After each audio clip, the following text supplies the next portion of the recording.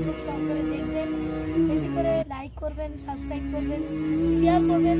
বন্ধুদের আপনারা শেয়ার করতে চান শেয়ার করবেন।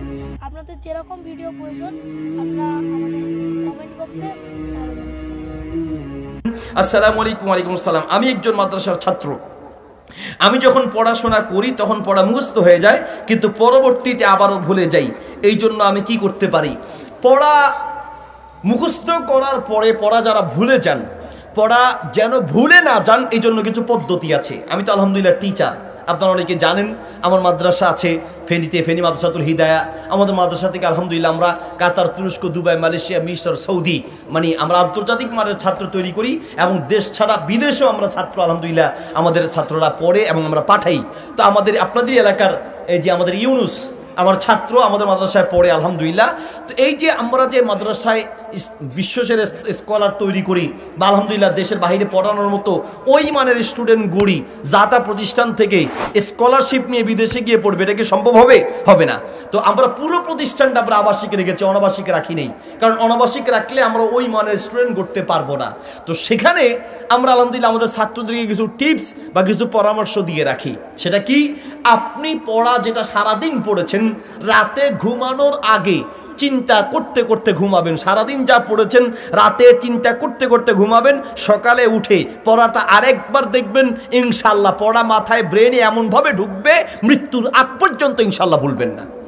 বুঝতে পেরেছি? তাহলে রাতে ঘুমানোর আগে কি করতে হবে? পড়াটা স্মরণ করে করে ঘুমাতে হবে। আপনার বাচ্চাদেরকে বলে দিবেন, যারা এই যে মাদ্রাসা, এখানেও তো একটা মাদ্রাসা না, দারুত তাকওয়া নুরানি মাদ্রাসা, প্রত্যেক ছাত্রকে বলে দিবেন। আমাদের যুবকরা তো এখন রাতে ঘুমানোর সময় মোবাইল টিপতে টিপতে ঘুমায়, ঠিক কি না হুজুর? রাতের পরে রাত চলে যায় কিন্তু ওনার মোবাইল টিপা শেষ হয় না। হাতের একবার আঙ্গুল উপরে নিচে, গুতা গুতি ঠেলা ঠেলি সারা রাত ধরেই চলতে আছে। রাত শেষ কিন্তু ওর গুতা গুতি শেষ হয় নাই, আছে কিনা? আমাদের এই যে মুরব্বীরা, এটা হাসির কথা, তারপরে বলি রে ভাই, এই যে আমাদের মুরব্বীদেরকে জিজ্ঞেস করেন, এক বছরে আমাদের এই মুরব্বীরা যা গুনাহ না করেছে, আমাদের যুবকরা মোবাইল দিয়ে এক রাতে তার চেয়ে বেশি গুনাহ করে। এক রাতে।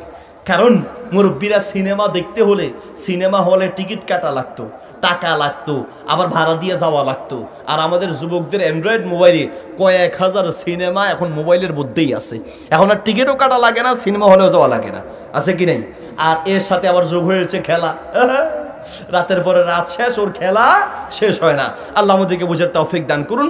তো রাতে ঘুমানোর আগে আপনি যেটা পড়েছেন সারাদিন সেটা মনে করে করে ঘুমাবেন, ইনশাল্লাহ এটা সহজে ভুলবেন না। নাম্বার দুই নাম্বার আরেকটা পদ্ধতি হলো লিখবেন। যেটা আপনি পড়ছেন সেটা লিখবেন। আমি নিজে আমার ছাত্র জীবনে মানে যেটা পড়েছি যেন ভুলে না যাই, লিখতাম। তবে লিখতে গিয়ে পুরো পড়া যদি লিখতে যাই তাহলে সময় অনেক বেশি লাগবে।